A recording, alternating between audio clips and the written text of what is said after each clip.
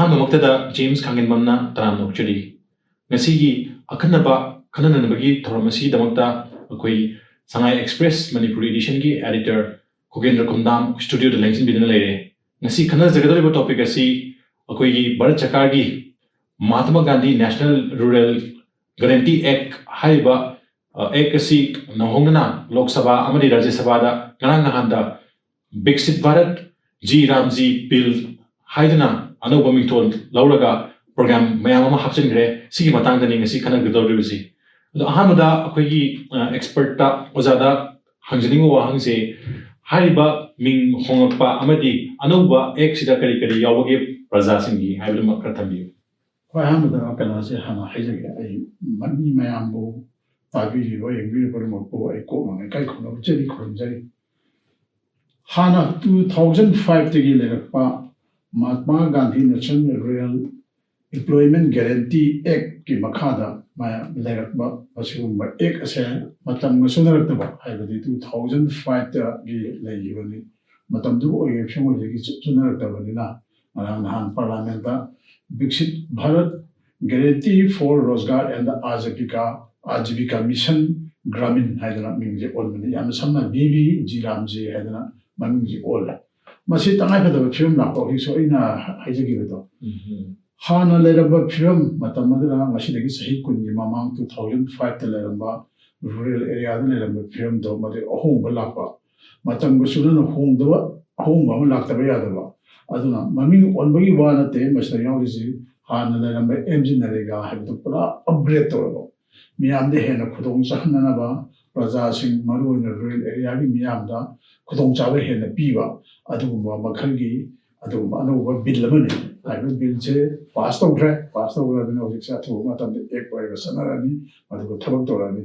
masih da anu bayam ama di hapsil maduna anu ya maduna mathang las sigi beneficiary amana laga thok su batam namai attendance biometric na logani habagi accountability ki feature amasu yauri haibitare accountability feature sing matanga kitang thambiyo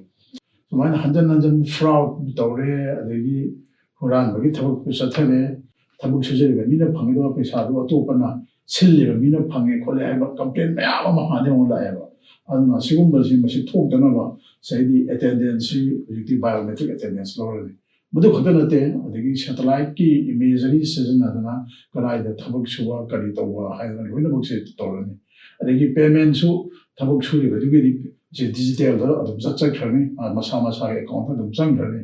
aduna yamna samna masi anuwa billama puthore bisna isna di masi transparency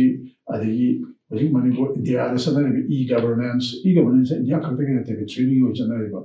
sige chana ba baina pusura pane India ki economy is agrarian economy ni hai agriculture and mostly agriculture is rural area da we paddy field other paddy khatang na to crop cultivation me anje aduga sigi MANREGA se 2005 introduced oraga last 2 decades sigi manungda anauba feature hasaraga ek olakpadi aduga ek olakpa series da danatana ngasagi focus area se hadang yam focus other than e-governance ki toraga transparency accountability ki mathakta amu focus weba mainly as a climate ki matang issue and moreover water ki high water storage ba ye feature karsu to yawe sigi matang da yang salient 4 features to kara elaborate na thambiyo jarone hoyi prime minister Sri Narendra Modi se mayam na su mahine magi tha khuding ya we no mai da man ki baat hai ama sandoe sai da mana yam toina pallaga lakpaji isingi wafam ji ma an toina pan na lai aduna hadaki magi salient future hai focus areas da kai maru na yawi water security water related work hai water security hai da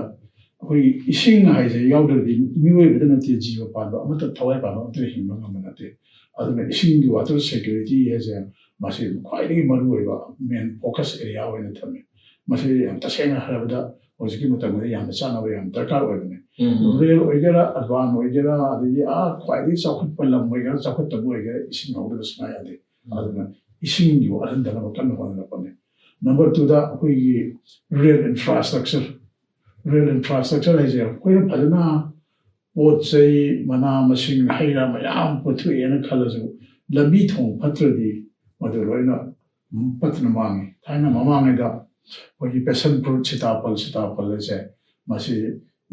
ꯌꯥꯝꯅ ꯀꯥꯟꯅꯩ ꯃꯁꯤ ꯃꯄꯥꯟꯗ ꯊꯥꯗꯣꯛꯑꯗꯤ ꯃꯗꯨꯗꯒꯤ ꯃꯍꯤ ꯁꯨꯡꯗꯣꯛꯇꯅ ꯌꯥꯝꯅ ꯍꯥꯎꯕ ꯐꯪꯉꯦꯅ ꯁꯤꯇꯥꯐꯜ ꯊꯥ ꯑꯣꯏꯅ ꯄꯪꯊꯥꯗ ꯊꯥꯔꯨꯔꯒ ꯂꯝꯕꯤ ꯊꯣꯡꯗꯤ ꯑꯃꯐꯥꯎ ꯂꯩꯇꯗꯅ ꯂꯣꯏ ꯄꯠꯂꯒ ꯃꯥꯡꯕ ꯍꯧꯖꯤꯛ ꯇꯃꯦꯡꯂꯣꯡꯒꯤ ꯑꯣꯔꯦꯟꯖ ꯐꯦꯁꯇꯤꯚꯦꯜ ꯉꯔꯥꯡ ꯂꯣꯏꯁꯤꯟꯈ꯭ꯔꯦ ꯀꯣꯝꯂꯥꯁꯤꯁꯨ ꯑꯗꯨꯝ ꯃꯉꯥꯏꯔꯦꯕ ꯀꯣꯝꯂꯥꯁꯤ ꯙꯃꯥ ꯑꯃ ꯊꯥꯔꯒ ꯄꯨꯊꯣꯛꯑꯀꯥꯟꯗ ꯂꯝꯕꯤ ꯊꯣꯡꯗꯤ ꯂꯩꯇꯕꯅꯤꯅ ꯂꯣꯏ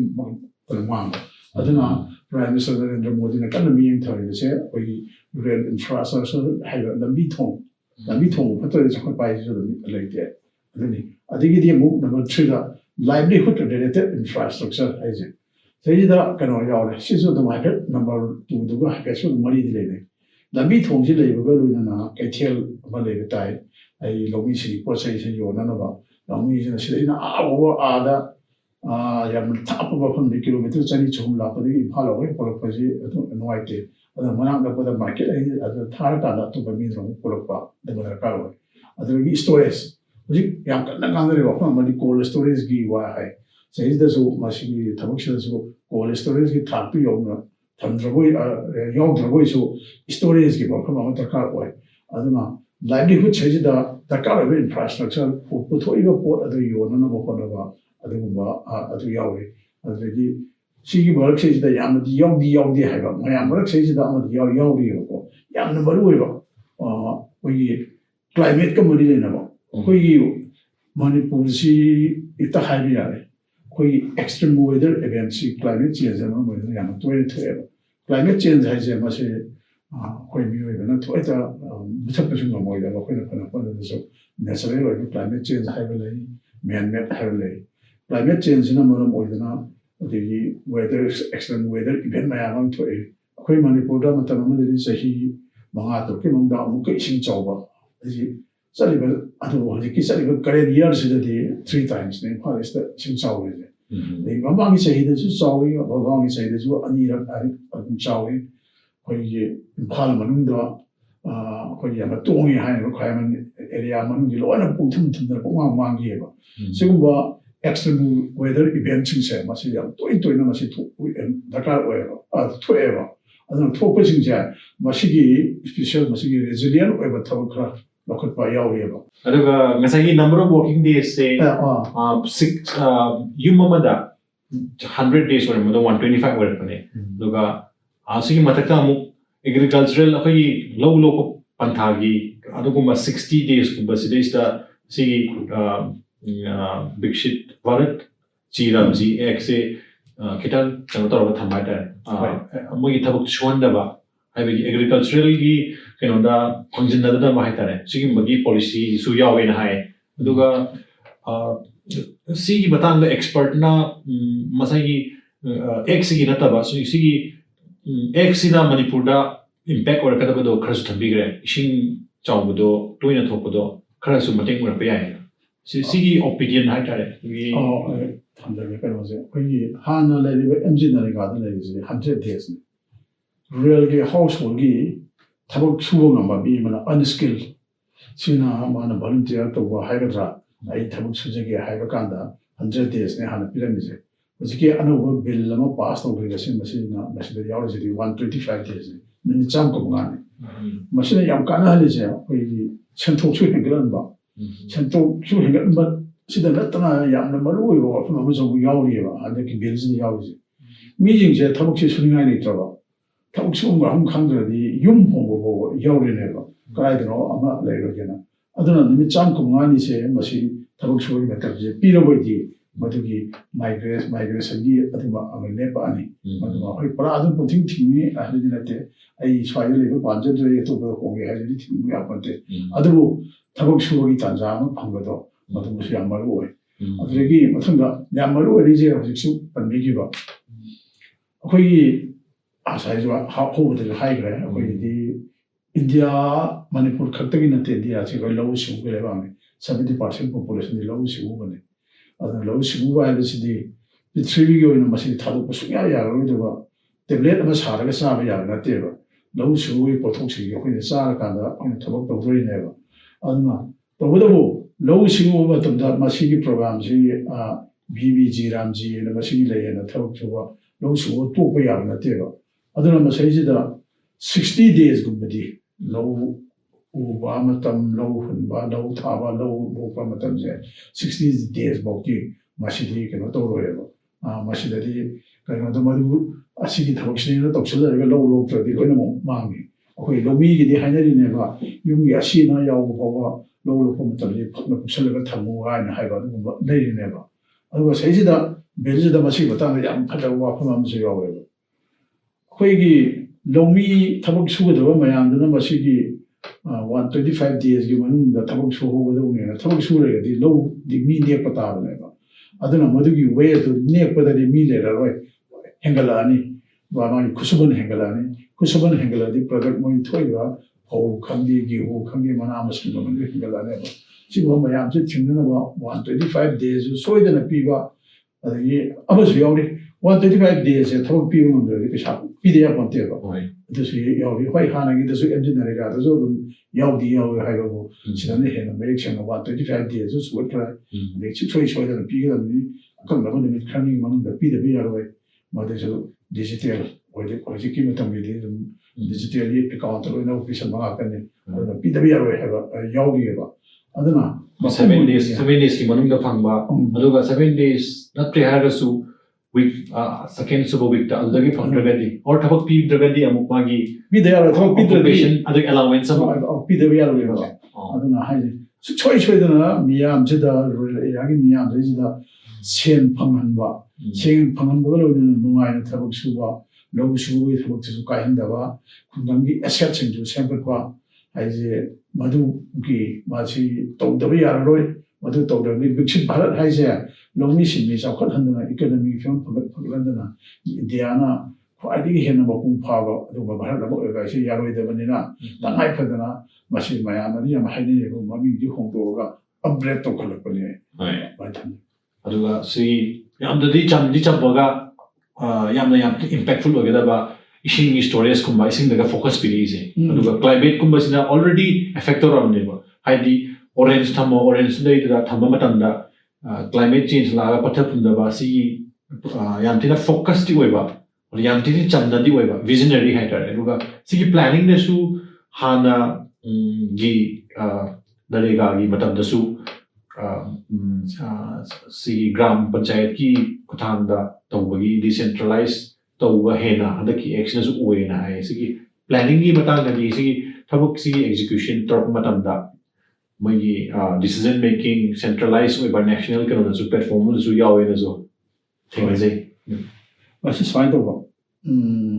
ꯍꯧꯖꯤꯛ ꯌꯥꯝꯅ ꯅꯨꯡꯉꯥꯏꯔꯤꯁꯦ ꯑꯩꯈꯣꯏꯒꯤ ꯍꯤꯃꯥꯂꯌꯥꯟ ꯁ꯭ꯇꯦꯠ ꯑꯗꯒꯤ ꯅꯣꯔꯠ ꯏꯁ ꯁ꯭ꯇꯦꯠ ꯁꯤꯁꯤꯗ ꯃꯁꯤꯒꯤ ꯁ꯭ꯀꯤꯝꯁꯤ ꯃꯁꯤ ꯄꯥꯏꯈꯠꯂꯛꯄ ꯃꯇꯝꯗ ꯃꯥꯒꯤ ꯐꯟꯗꯤꯡꯒꯤ ꯔꯦꯁꯤꯌꯣꯁꯤ 90:10 ꯍꯥꯏꯗꯤ ꯑꯆꯪꯕ ꯁꯦꯟꯐꯝꯒꯤ ꯆꯥꯗ 90 ꯁꯦꯟꯇꯔꯅ ꯄꯨꯊꯣꯛꯄ ꯑꯗꯒꯤ ꯁ꯭ꯇꯦꯠꯅ 10 ꯄꯨꯊꯣꯛꯄ ꯃꯁꯤꯒꯤ ꯖꯦꯅꯔꯦꯜ ꯑꯣꯏꯕ ꯐꯟꯗꯤꯡ ꯄꯦꯇꯔꯟꯗꯤ 60:40 ꯍꯥꯏꯗꯤ ꯆꯥꯗ 60ꯅ ꯁꯦꯟꯇꯔꯅ ꯄꯨꯊꯣꯛꯑꯒ ꯆꯥꯗ 90ꯅ ꯀꯩꯅꯣꯗ ꯑꯩꯈꯣꯏꯒꯤ ꯁ꯭ꯇꯦꯠꯅ ꯄꯨꯊꯣꯛꯄ ꯍꯥꯏꯕꯅꯤ ꯑꯗꯨꯕꯨ ꯑꯩꯈꯣꯏ ꯃꯅꯤꯄꯨꯔꯒꯤ ꯑꯣꯏꯅ ꯑꯩꯈꯣꯏ ꯃꯅꯤꯄꯨꯔꯁꯦ ꯑꯋꯥꯡ ꯅꯣꯡꯄꯣꯛ ꯁ꯭ꯇꯦꯠꯇ ꯂꯩꯕꯅꯤ ꯍꯤꯃꯥꯂꯌꯥꯟ ꯁ꯭ꯇꯦꯠꯀꯤ ꯑꯗꯨꯋꯥꯏ ꯄꯔꯦꯡꯁꯤꯗ ꯁꯤꯒꯤꯗꯤ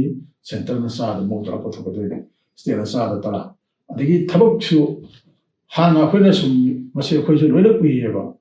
NREGAꯒꯤ ꯊꯕꯛ ꯁꯨꯕꯅꯤ ꯍꯥꯏꯔꯒ ꯃꯤ ꯃꯌꯥꯝ ꯑꯃ ꯁꯣꯔꯣꯛꯇ ꯄꯔꯦꯡ ꯆꯠꯂꯀꯥꯟꯗ ꯁꯨꯝꯆꯤꯠ ꯈꯔ ꯁꯤꯠ ꯑꯗꯒꯤ ꯑꯃ ꯈꯔ ꯇꯧ ꯑꯗꯒꯤ ꯅꯨꯡ ꯒꯥꯔꯤ ꯑꯃ ꯍꯩꯗꯣꯛꯑꯝꯃꯒ ꯅꯨꯡꯗꯨ ꯃꯌꯥꯝ ꯆꯪꯕ ꯃꯤ 30-40ꯅ ꯅꯨꯡ ꯒꯥꯔꯤꯗꯨꯗꯒꯤ ꯅꯨꯡꯗꯨ ꯍꯣꯜꯂꯒ ꯁꯣꯔꯣꯛꯇ ꯍꯦꯛ ꯆꯠꯈꯥꯏꯕꯒꯨꯝꯕ ꯁꯤꯗꯤ ꯐꯖꯅ ꯄ꯭ꯂꯥꯅꯤꯡ ꯇꯧꯔꯦ ꯌꯥꯝ ꯀꯟꯅ ꯑꯍꯥꯟꯕꯗ ꯐꯣꯀꯁ ꯄꯤꯔꯤꯕ ꯁꯤ ꯏꯁꯤꯡꯒ ꯃꯔꯤ ꯂꯩꯅꯕ ꯑꯣꯏꯅ ꯐꯣꯀꯁꯁꯤꯡꯗ ꯑꯩ ꯑꯗꯨꯝ ꯍꯥꯏꯐꯦꯠ ꯍꯥꯏꯖꯒꯦ ꯑꯩꯈꯣꯏꯒꯤ ꯏꯁꯤꯡ ꯏꯆꯥꯎ ꯉꯥꯏꯍꯥꯛ ꯂꯩꯇꯅ ꯊꯣꯛꯄ ꯁꯤꯁꯤꯗ ꯈ꯭ꯋꯥꯏ ꯃꯔꯨꯑꯣꯏꯕ ꯃꯔꯝꯁꯦ ꯑꯩꯈꯣꯏꯒꯤ ꯏꯔꯝ ꯈꯣꯡꯂꯝ ꯑꯗꯒꯤ ꯅꯂꯥ ꯃꯌꯥꯝꯁꯦ ꯃꯁꯤ ꯂꯣꯏꯅ ꯐꯨꯟꯕꯁꯤꯅꯦꯕ ꯁꯤꯒꯨꯝꯕꯁꯦ ꯏꯔꯝ ꯈꯣꯡꯂꯝ ꯅꯂꯥꯁꯤꯡꯁꯦ ꯃꯁꯤꯒꯤ ꯑꯅꯧꯕ ꯕꯤꯜꯁꯤꯒꯤ ꯃꯁꯤꯅ ꯍꯦꯛ ꯑꯣꯜꯂ ꯆꯪꯉꯛꯄ ꯃꯇꯝꯗꯗꯤ ꯃꯁꯤ ꯁꯦꯝꯕꯁꯦ ꯐꯖꯅ ꯃꯌꯦꯛ ꯁꯦꯡꯅ ꯃꯁꯤ ꯌꯥꯎꯗꯧꯔꯤꯑꯕ ꯍꯥꯏꯕꯗꯤ ꯔꯨꯔꯦꯜ ꯑꯦꯔꯤꯌꯥꯗ ꯑꯦꯁꯦꯠ ꯑꯃ ꯁꯦꯝꯕ ꯑꯩꯈꯣꯏꯒꯤ ꯑꯐꯕ ꯏꯔꯝ ꯈꯣꯡꯂꯝ ꯑꯃ ꯂꯩꯍꯟꯕ ꯃꯗꯨꯒ ꯂꯣꯏꯅꯅ ꯍꯥꯟꯅꯗꯒꯤ ꯄꯥꯏꯈꯠꯇꯨꯅ ꯂꯥꯛꯏꯕ ꯃꯥꯅꯁ ꯁꯔꯣꯕꯔꯅ ꯃꯁꯤꯗꯒꯤꯁꯨ ꯃꯈꯥ ꯑꯗꯨꯝ ꯇꯥꯔꯛꯈꯤꯒꯅꯤ ꯍꯥꯏꯗꯤ ꯑꯩꯈꯣꯏꯒꯤ ꯁꯤꯖꯤꯟꯅꯗ꯭ꯔꯕ ꯍꯧꯖꯤꯛꯀꯤ ꯃꯇꯝꯁꯤꯗꯗꯤ ꯊꯥꯏꯅꯗꯤ ꯌꯨꯝ ꯈꯨꯗꯤꯡꯃꯛꯀꯤ ꯔꯨꯔꯦꯜ ꯑꯣꯏꯒꯦꯔꯥ ꯑꯗꯒꯤ ꯑꯔꯕꯥꯟ ꯑꯣꯏꯒꯦꯔꯥ ꯌꯨꯝ ꯈꯨꯗꯤꯡꯃꯛꯇ ꯏꯪꯈꯣꯜ ꯈꯨꯗꯤꯡꯃꯛꯇ ꯄꯨꯈ꯭ꯔꯤ ꯂꯩꯔꯝꯕꯗꯣ ꯍꯧꯖꯤꯛ ꯂꯩꯇ꯭ꯔꯦ ꯀꯝꯃꯨꯅꯤꯇꯤꯒꯤ ꯇꯦꯡ ꯂꯩꯔꯝꯕꯁꯨ ꯁꯤꯖꯤꯟꯅꯗꯕꯅꯤ ꯂꯣꯏ ꯐꯨꯟꯖꯟꯅ ꯑꯣꯟꯇꯅ ꯂꯣꯏ ꯇꯧꯈ꯭ꯔꯦ ꯑꯗꯨꯕꯨ ꯄ꯭ꯔꯥꯏꯝ ꯃꯤꯅꯤꯁꯇꯔ ꯅꯔꯦꯟꯗ꯭ꯔ ꯃꯣꯗꯤꯅ ꯃꯥꯅ ꯌꯥꯝꯅ ꯀꯟꯅ ꯊꯋꯥꯏ ꯌꯥꯎꯅ ꯍꯣꯠꯅꯔꯛꯄ ꯃꯥꯅꯁ ꯁꯔꯣꯕꯔ ꯍꯥꯏꯔꯤꯕ ꯁ꯭ꯀꯤꯝꯁꯤꯗꯗꯤ ꯄꯨꯈ꯭ꯔꯤ ꯍꯥꯟꯅ ꯂꯩꯔꯝꯗꯕꯁꯨ ꯂꯩꯅꯕ ꯇꯧꯕ ꯑꯗꯒꯤ ꯍꯥꯟꯅ ꯂꯩꯔꯝꯃꯒ ꯐꯨꯟꯖꯤꯟꯈ꯭ꯔꯕꯁꯤꯡꯁꯨ ꯁꯦꯡꯗꯣꯛꯄ ꯃꯁꯤꯅ ꯁ꯭ꯇꯣꯔꯦꯖ ꯏꯁꯤꯡꯒꯤ ꯁ꯭ꯇꯣꯔꯦꯖꯁꯨ ꯈꯨꯗꯣꯡꯆꯥꯕ ꯄꯤꯔꯦ ꯑꯗꯒꯤ ꯏꯔꯝ ꯈꯣꯡꯂꯝ ꯃꯌꯥꯝꯗ ꯏꯁꯤꯡꯁꯦ ꯅꯣꯡꯁꯦ ꯍꯦꯛ ꯆꯨꯕ ꯑꯩꯈꯣꯏꯒꯤ ꯐ꯭ꯂꯥꯁ ꯐ꯭ꯂꯠ ꯀꯥꯗꯤ ꯍꯥꯏꯅꯕ ꯅꯣꯡ ꯍꯦꯛ ꯆꯨꯕꯒ ꯏꯁꯤꯡꯁꯦ ꯆꯦꯟꯊꯗꯕ ꯉꯝ ꯂꯩꯇꯗꯅ ꯑꯗꯨꯝ ꯏꯔꯝ ꯈꯣꯡꯂꯝꯁꯤꯁꯨ ꯍꯧꯖꯤꯛꯁꯨ ꯑꯗꯨꯝ ꯍꯥꯏꯔꯤꯁꯤꯅꯤ ꯍꯧꯖꯤꯛꯀꯤ ꯄ꯭ꯂꯥꯁꯇꯤꯛ ꯑꯣ ꯀꯔꯤꯑꯣ ꯄꯣꯂꯨꯁꯟ ꯃꯌꯥꯝꯁꯤꯅ ꯐꯨꯜꯂ ꯂꯩꯕ ꯃꯌꯥꯝꯁꯤ ꯂꯣꯏꯅ ꯁꯦꯡꯗꯣꯛꯑꯒ ꯏꯁꯤꯡꯁꯦ ꯄꯤꯕ ꯑꯗꯒꯤ ꯆꯤꯡꯒꯤꯗ ꯌꯥꯝ ꯀꯥꯟꯅꯕ ꯑꯃꯁꯨ ꯄꯜꯂꯦꯕ ꯑꯩꯈꯣꯏꯒꯤ ꯁꯣꯏꯜ ꯏꯔꯣꯖꯟ ꯊꯤꯡꯕ ꯍꯥꯏꯅ ꯑꯃ ꯁꯣꯏꯜ ꯏꯔꯣꯖꯟ ꯊꯤꯡꯕꯁꯦ ꯃꯁꯤ ꯌꯥꯝ ꯃꯔꯨ ꯑꯣꯏ ꯀꯩꯅꯣꯗ ꯑꯩꯈꯣꯏꯒꯤ ꯂꯣꯛꯇꯥꯛꯁꯦ ꯍꯣꯏ ꯄ꯭ꯔꯤꯊꯤꯕꯤꯒꯤ ꯑꯣꯏꯅ ꯑꯗꯒꯤ ꯃꯍꯧꯁꯥ ꯅꯦꯆꯔꯒꯤ ꯑꯣꯏꯅ ꯑꯦꯚ꯭ꯔꯤ ꯂꯦꯛ ꯈꯨꯗꯤꯡꯃꯛꯁꯦ ꯃꯥꯒꯤ ꯂꯥꯏꯐ ꯁ꯭ꯄꯥꯟ ꯑꯃ ꯂꯩꯌꯦꯕ ꯑꯗꯨꯝ ꯁꯤꯒꯅꯤ ꯀꯪꯒꯅꯤ ꯑꯗꯨꯕꯨ ꯃꯁꯤ ꯑꯩꯈꯣꯏ ꯃꯌꯥꯝꯅ ꯃꯤꯑꯣꯏꯕꯅ ꯃꯔꯝ ꯑꯣꯏꯗꯅ ꯌꯥꯝꯅ ꯊꯨꯖꯜꯍꯜꯂꯦꯕ ꯃꯔꯨꯑꯣꯏꯅ ꯈ꯭ꯋꯥꯏ ꯃꯔꯨꯑꯣꯏꯔꯤꯁꯦ ꯁꯣꯏꯜ ꯏꯔꯣꯖꯟꯁꯤꯅꯤ ꯑꯩꯈꯣꯏꯒꯤ ꯆꯤꯡꯁꯤꯗꯩꯁꯤꯗ ꯃꯆꯥ ꯑꯩꯈꯣꯏꯒꯤ ꯁꯤꯒꯤ ꯍꯥꯏꯔꯤꯕ ꯑꯩꯈꯣꯏꯒꯤ ꯁ꯭ꯀꯤꯝꯁꯤꯒꯤ ꯃꯈꯥꯗ ꯆꯦꯛ ꯗꯥꯝ ꯈꯪꯗꯦ ꯑꯃ ꯈꯪꯗꯦ ꯃꯆꯥ ꯊꯥꯔꯀꯥꯟꯗ ꯁꯣꯏꯜ ꯁꯦꯝꯃꯀꯥꯟꯗ ꯁꯣꯏꯜ ꯏꯔꯣꯖꯟꯒꯨꯝꯕꯁꯦ ꯊꯤꯡꯕ ꯌꯥꯏꯑꯕ ꯈꯔ ꯃꯈꯩ ꯊꯤꯡꯕ ꯌꯥꯏꯑꯕ ꯑꯗꯨ ꯊꯤꯡꯉꯀꯥꯟꯗ ꯃꯊꯪ ꯊꯤꯡꯉꯀꯥꯟꯗ ꯏꯁꯤꯡꯗꯣ ꯉꯥꯛꯇ ꯆꯦꯟꯊꯔꯛꯄ ꯌꯥꯏꯑꯕ ꯑꯗꯨ nătrăgăidi ꯍꯧꯖꯤꯛꯇꯤ ꯑꯗꯨꯒꯨꯝꯕ ꯁꯣꯏꯜ ꯏꯔꯣꯖꯟꯁꯦ ꯊꯤꯡꯅꯅꯕ ꯍꯣꯠꯅꯗ꯭ꯔꯒꯗꯤ ꯅꯣꯡ ꯍꯦꯛ ꯇꯥꯕꯒ ꯂꯩꯕꯥꯛ ꯑꯣ ꯅꯨꯡ ꯄꯨꯂꯞ ꯆꯦꯟꯊꯔꯛꯑꯅꯤ ꯆꯦꯟꯊꯔꯀꯥꯟꯗ ꯏꯔꯝ ꯈꯣꯡꯂꯝ ꯃꯌꯥꯝꯁꯤꯁꯨ ꯐꯨꯜꯂꯅꯤ ꯑꯗꯨꯒ ꯂꯣꯛꯇꯥꯛꯇ ꯈꯪꯗꯦ ꯑꯃꯗ ꯈꯪꯗꯦ ꯂꯣꯏꯅꯃꯛ ꯊꯦꯡꯒꯠꯂꯒ ꯑꯩꯈꯣꯏꯒꯤ ꯄꯥꯠꯁꯤꯡꯁꯦ ꯌꯥꯝꯅ ꯊꯨꯅ ꯁꯤꯅꯕ ꯃꯔꯝ ꯑꯣꯏꯌꯦꯕ ꯑꯗꯨꯅ ꯃꯁꯤꯗ ꯌꯥꯎꯔꯤꯁꯤꯗꯤ ꯐꯖꯅ ꯌꯥꯎꯔꯦ ꯑꯩꯈꯣꯏꯒꯤ ꯁ꯭ꯇꯦꯠꯀꯤ ꯗꯤꯁꯤꯖꯟ ꯃꯦꯀꯔꯗ ꯃꯥꯒꯤ ꯋꯔꯛ ꯁꯥꯏꯠꯁꯦ ꯀꯔꯥꯏꯋꯥꯏꯗꯅꯣ ꯑꯥꯏꯗꯦꯟꯇꯤꯐꯥꯏ ꯇꯧꯔꯒ ꯄ꯭ꯂꯥꯅꯤꯡꯗꯨ ꯇꯧꯔꯀꯥꯟꯗ ꯑꯩꯈꯣꯏꯅ ꯍꯧꯖꯤꯛ ꯈꯟꯅꯖꯔꯤꯕ ꯑꯣꯖꯥꯅ ꯍꯥꯏꯕꯤꯔꯤꯕ ꯉꯁꯥꯏꯒꯤ ꯆꯦꯛ ꯗꯥꯝ ꯁꯥꯕ ꯑꯗꯒꯤ ꯄꯨꯈ꯭ꯔꯤ ꯃꯥꯡꯁꯤꯜꯂꯛꯄ ꯄꯨꯈ꯭ꯔꯤ ꯇꯧꯔꯛꯑꯒꯗꯤ ꯁꯤꯒꯤ ꯑꯦꯛꯁꯤꯒꯤ ꯃꯇꯨꯡ ꯏꯟꯅꯗꯤ ꯒꯣꯕꯔꯃꯦꯟꯠꯀꯤ ꯁ꯭ꯄꯦꯁ ꯍꯥꯏꯇꯥꯔꯦ ꯄꯕ꯭ꯂꯤꯛ ꯁ꯭ꯄꯦꯁꯇ ꯇꯧꯔꯛꯇꯣꯔꯤꯕꯅꯤ ꯁꯤꯒꯤ ꯗꯤꯁꯤꯖꯟ ꯃꯦꯀꯤꯡꯁꯦ ꯌꯥꯝꯅ ꯐꯣꯀꯁ ꯇꯧꯔꯕꯅꯤꯅ ꯑꯩꯈꯣꯏ ꯑꯦꯔꯤꯌꯥꯁꯦ ꯑꯇꯩ ꯂꯣꯏ ꯆꯥꯏꯊꯣꯛꯇꯕꯤꯗ ꯋꯥꯇꯔ ꯁ꯭ꯇꯣꯔꯦꯖ ꯀꯩꯀꯥ ꯂꯩꯔꯕꯅꯤꯅ ꯗꯦꯐꯤꯅꯦꯠꯂꯤ ꯑꯗꯨꯝ ꯑꯩꯈꯣꯏꯒꯤ ꯒ꯭ꯔꯥꯝ ꯄꯟꯆꯥꯌꯠ ꯑꯣꯏꯔꯁꯨ ꯑꯩꯈꯣꯏ ꯗꯤꯁꯤꯖꯟ ꯃꯦꯀꯔ ꯁꯤꯡꯁꯤꯅ ꯑꯗꯨꯝ ꯇꯧꯔꯛꯑꯗꯕꯒꯤ ꯋꯥꯔꯤꯅꯦ ꯋꯥꯇꯔ ꯑꯁꯤꯁꯦ ꯀꯩꯅꯣꯅꯤ ꯍꯣꯏ ꯍꯥꯟꯅ ꯂꯩꯔꯝꯃꯤꯁꯤꯁꯨꯅꯦ ꯍꯥꯟꯅ ꯂꯩꯔꯝꯕ ꯑꯦꯝꯖꯤ ꯅꯔꯦꯒꯥꯁꯤꯁꯨ ꯑꯩꯈꯣꯏꯒꯤ ꯏꯝꯄ꯭ꯂꯤꯃꯦꯟꯇꯦꯁꯟꯗ ꯍꯥꯏꯒꯗ꯭ꯔꯥ ꯊꯕꯛ ꯄꯥꯏꯈꯠꯄꯗ ꯈꯔ ꯁꯣꯏꯕꯅꯦꯕ ꯁꯣꯏꯕꯅꯤ ꯁꯣꯏꯗꯕ ꯃꯐꯝ ꯂꯩꯌꯦꯕ ꯍꯣꯏ ꯑꯌꯥꯝꯕꯅꯗꯤ ꯈꯔ ꯃꯑꯣꯡ ꯇꯐꯥꯠꯇꯦ ꯑꯗꯨꯒ ꯇꯃꯦꯡꯂꯣꯡꯗ ꯑꯩꯈꯣꯏꯅ ꯊꯦꯡꯅꯕꯗ ꯆꯤꯡꯒꯨꯝꯕ ꯈꯨꯟ ꯑꯃꯒ ꯐꯥꯎꯅꯕ ꯂꯝꯕꯤꯁꯦ ꯃꯁꯤꯒꯤ ꯁ꯭ꯀꯤꯝꯁꯤꯒꯤ ꯃꯈꯥꯁꯤꯗ ꯐꯖꯅ ꯁꯦꯝꯕ ꯂꯩꯌꯦꯕ ꯃꯁꯤ ꯇꯧꯒꯗꯧꯅꯦꯕ ꯑꯗꯨꯒꯤ ꯃꯍꯨꯠꯇ ꯁ꯭ꯋꯥꯏꯁꯤꯗ ꯑꯩꯈꯣꯏꯅ ꯑꯉꯥꯡ ꯑꯣꯏꯔꯤꯉꯩꯗ ꯍꯥꯏꯅꯔꯒ ꯍꯧꯖꯤꯛꯅ ꯀꯩꯅꯣꯝ ꯈꯪꯅꯔꯛꯄ ꯁꯣꯁꯤꯌꯦꯜ ꯁꯥꯔꯚꯤꯁ ꯍꯥꯏꯁꯦ ꯂꯥꯏꯔꯤꯛ ꯈꯨꯜꯂꯛ ꯈꯣꯡꯕꯥꯟ ꯂꯨꯄꯥꯟ ꯑꯃꯣꯠ ꯑꯀꯥꯏ ꯁꯦꯡꯗꯣꯛꯄ ꯑꯗꯨꯒꯨꯝꯕꯁꯦ ꯑꯗꯨꯝ ꯇꯧꯔ ꯂꯥꯛꯑꯦꯕ ꯑꯗꯨꯒꯨꯝꯕ ꯊꯥꯡꯉꯥꯏ ꯑꯃ ꯄꯥꯏꯔꯒ ꯅꯥꯄꯤ ꯍꯥꯏꯕꯗ ꯑꯦꯝꯖꯤ ꯅꯔꯦꯒꯥꯒꯤ ꯊꯕꯛꯅꯤꯅ ꯍꯥꯏꯕꯗꯨꯗꯤ ꯍꯧꯖꯤꯛꯇꯤ ꯃꯗꯨ ꯌꯥꯔꯔꯣꯏꯕ ꯑꯗꯨꯒꯨꯝꯕ ꯑꯍꯣꯕ ꯃꯌꯥꯝ ꯂꯩꯕꯗꯣ ꯑꯗꯨꯅ ꯑꯞꯒ꯭ꯔꯦꯗ ꯇꯧꯔꯛꯏꯅꯤ ꯑꯗꯨꯅ ꯍꯧꯖꯤꯛꯇꯤ ꯐꯖꯅ ꯐꯣꯀꯁ ꯑꯦꯔꯤꯌꯥꯁꯤ ꯊꯝꯃꯀꯥꯟꯗ ꯃꯁꯤꯁꯤꯗ ꯄ꯭ꯂꯥꯅꯤꯡ ꯑꯃꯒꯤ ꯃꯈꯥꯗ ꯊꯕꯛꯁꯤ ꯇꯧꯔꯛꯇꯣꯏꯅꯦꯕ ꯄ꯭ꯂꯥꯅꯤꯡꯁꯦ ꯁ꯭ꯇꯦꯠꯀꯤ ꯗꯔꯀꯥꯔ ꯑꯣꯏꯕꯒꯤ ꯃꯇꯨꯡ ꯏꯟꯅ ꯄ꯭ꯂꯥꯅꯤꯡꯁꯦ ꯇꯧꯔꯛꯀꯗꯕꯅꯤ ꯇꯧꯕꯇꯕꯨ ꯑꯩꯅ ꯉꯁꯥꯏꯗ ꯉꯁꯥꯏꯁꯨ ꯑꯃ ꯍꯥꯏꯍꯧꯅꯤꯡꯕ ꯑꯃ ꯑꯩꯈꯣꯏ ꯃꯅꯤꯄꯨꯔꯗ ꯋꯥꯊꯣꯛ ꯌꯥꯝ ꯑꯣꯏꯕꯁꯦ ꯃꯤ ꯃꯌꯥꯝꯁꯤ ꯔꯨꯔꯦꯜ ꯑꯦꯔꯤꯌꯥꯒꯤ ꯂꯥꯏꯔꯕ ꯏꯃꯨꯡꯒꯤ ꯃꯤꯑꯣꯏꯁꯤꯡꯁꯤ ꯆꯍꯤ ꯑꯃꯗ ꯅꯨꯃꯤꯠ 100 ꯊꯕꯛ ꯄꯤꯌꯨ ꯍꯥꯏꯕ ꯀꯥꯟꯁꯤꯗ ꯃꯤ ꯃꯌꯥꯝꯁꯤꯅ ꯌꯥꯎꯔꯁꯨ ꯌꯥꯎꯗ꯭ꯔꯁꯨ ꯌꯥꯏ ꯍꯥꯏꯔꯒ ꯃꯦꯆꯤꯟꯅ ꯈꯣꯡꯕꯥꯟꯅꯦ ꯇꯧꯔꯝꯕꯒꯨꯝꯕ ꯁꯤꯒꯨꯝꯕ ꯊꯧꯗꯣꯛ ꯃꯌꯥꯝ ꯑꯃ ꯂꯩꯈ꯭ꯔꯦꯕ ꯋꯥꯊꯣꯛ ꯂꯥꯟꯊꯣꯛꯅꯕ ꯂꯩꯌꯦꯕ ꯁꯤꯗꯤ ꯇꯁꯦꯡꯅ ꯍꯥꯏꯔꯒ ꯃꯦꯆꯤꯟ ꯁꯤꯖꯤꯟꯅꯧ ꯍꯥꯏꯕ ꯅꯠꯇꯦ ꯃꯤ ꯃꯌꯥꯝꯁꯦ ꯊꯕꯛ ꯄꯤꯌꯨ ꯍꯥꯏꯕꯅꯦꯕ ꯊꯕꯛ ꯄꯤꯔꯒ ꯁꯦꯟ ꯐꯪꯍꯜꯂꯨ ꯁꯦꯟ ꯐꯪꯉꯒ ꯁꯦꯟ ꯊꯨꯝꯒꯤ ꯐꯤꯕꯝ ꯐꯒꯠꯍꯜꯂꯨ ꯂꯣꯏꯅꯅ ꯃꯗꯨꯅ ꯂꯝꯗꯨꯒꯤ ꯑꯦꯁꯦꯠ ꯑꯣꯏꯕ ꯌꯥꯕ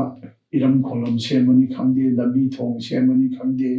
ꯑꯗꯒꯤ ꯄꯨꯈ꯭ꯔꯤ ꯁꯦꯝꯕꯅꯤ ꯈꯪꯗꯦ ꯁꯤꯒꯨꯝꯕꯁꯦ ꯁꯦꯝꯒꯠꯂꯨ ꯍꯥꯏꯕꯅꯦꯕ ꯑꯗꯨꯅ ꯍꯤꯡꯕꯗ ꯗꯔꯀꯥꯔ ꯑꯣꯏꯕ ꯑꯩꯈꯣꯏꯅ ꯍꯥꯏꯁꯤꯅꯤ ꯂꯧꯎ ꯁꯤꯡꯎꯕꯗ ꯏꯔꯝ ꯈꯣꯡꯂꯝ ꯗꯔꯀꯥꯔ ꯑꯣꯏ ꯑꯗꯒꯤ ꯅꯂꯥ ꯃꯌꯥꯝꯗ ꯏꯁꯤꯡ ꯐꯖꯅ ꯆꯦꯟꯊꯍꯟꯕ ꯗꯔꯀꯥꯔ ꯑꯣꯏ ꯊꯛꯅꯕ ꯏꯁꯤꯡ ꯐꯪꯍꯟꯅꯕ ꯃꯐꯝ ꯑꯃ ꯁꯦꯝꯕ ꯇꯥꯏ ꯑꯗꯨꯅ ꯁꯤꯒꯤ ꯃꯌꯥꯝꯁꯦ ꯐꯖꯅ ꯄ꯭ꯂꯥꯟ ꯇꯧꯔꯀꯥꯟꯗ ꯐꯣꯀꯁ ꯑꯦꯔꯤꯌꯥ 3 ꯄꯤꯔꯤꯕꯁꯦ ꯃꯁꯤꯒꯤ ꯃꯅꯨꯡ ꯆꯟꯅ ꯊꯕꯛ ꯇꯧꯁꯤ ꯍꯟꯗꯛꯀꯤ ꯑꯦꯛꯁꯤꯅ ꯔꯨꯔꯦꯜ ꯏꯀꯣꯅꯣꯃꯤꯗ ꯀꯔꯝꯕ ꯃꯑꯣꯡꯗ ꯐꯍꯟꯒꯗꯒꯦ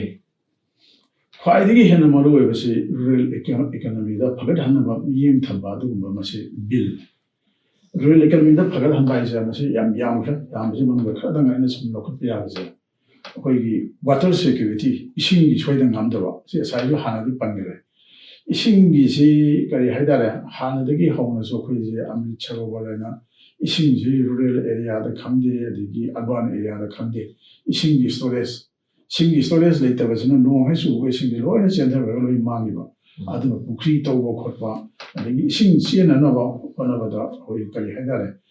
이런 콜롬면 시행을 탐버지만 무슨 양마로 해보네 하나서 시께나 많은 서로벌레 부크리 떠고제 68,000 plus there's a book premium. Or a simple caravan, what are bodies. And the Anisubada, rural infrastructure has it, Masi Lambi Tong, Quaimaruena, I don't know. Masi Lambi Tong, Patraway, business of Suyade, Losu, Poto, Suyade, I don't know, Masina, quite more about core rural infrastructure. The livelihood infrastructure has it.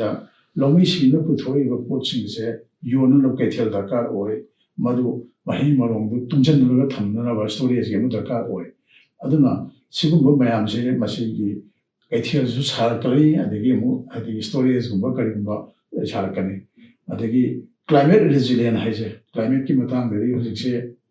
Sahi Mata, trying to raise it, Sabagi Matamje, 10 months in a high climate say. I think the Sumanipuri can be Dengi, Casman, and see climate say again. I don't know. Sumba climate is Sumba, Kotomchadaba Mayam, Jamasi, Tanavas, the Kai, together. Ising Pagana Tunjalaga Tambas, Daka, Oy, Arian Chadandaba. I think flood drainage Marilene. Ising is out here, I'm a 22%. Masi drainage Yamzi Punjanba, the Ising Tunjanaba, Sai Hagiba, Ising water body directaba, Sumba Mayam, Daka, Oy, and the Gopegi, soil erosion Hise, soil erosion Zemasinazu. Ising도 좀 이싱도 레바 오 농쟁 오면으로 전도를 불러라면은 이싱도 하나를 한번 템을 할래봐 아드나 소위 이런 팀 것에 마다가와 아마 무슨 야오리 아디게 뭐 employment 해야 employment 하나디 현재에 살는 거니까 아노 버스기 빌지기 무튼이나 디오세 125 days네 125 days이다 가만히 또게다 타박시 하는 미사만이 비름에 아들이 자희입니다. 이렇게 samkumanga amsugalane adigi 세제다 머럭들 리기에서 내가 fraud 그렇게 매암지 혼자 뭐디 자희는 samkumanga 방법에서 무슨나 라이르가 미외신 농민신 신대서 뭐 타목 지원 너무 강하다는 용무 타옥나 제너럴 편제 마시조도 한대라네 봐. adigi 과이디기 해는 와이디세 디지털 프로그래미션 하지. machinery AI robo artificial intelligence narani biometric enrollment attendance lorani adigi tabakalaida sui shude ga geo mapping torani tawadabu sugade tabaksin je hajana plan toba e kodi oiba mari adigi plan toba surapanina bring to napi kakpo khorba du budani tawroeba yamaru infrastructure sangat pa asset sangat pa do ina torani aduna digital payment torani sidadi 그런데 타lokse 마치 그런 게 된다니 아두가